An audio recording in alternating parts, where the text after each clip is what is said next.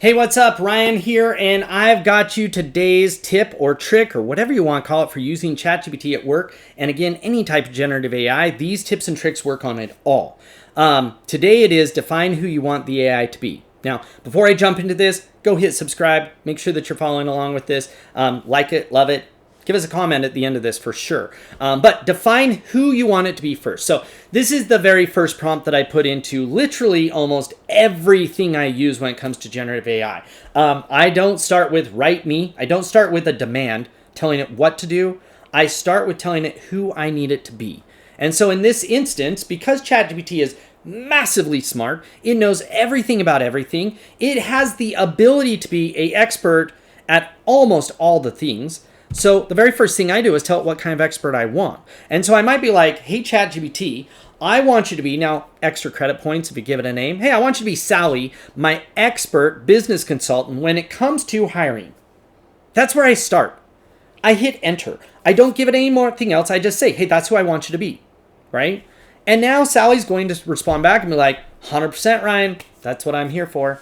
I can be your expert, blah, blah, blah, blah, blah. And that's the very first thing I do in every single thing. My very second one is then, okay, now this is what we're going to work on. And so if you think about the methodical, I'm insanely methodical at this back and forth conversation.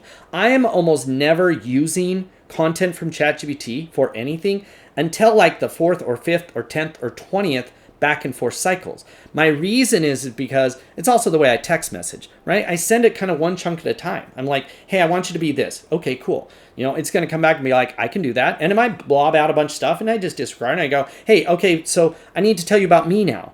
You know, I am this and I work for this and this is what we do. And this is the project I'm working on.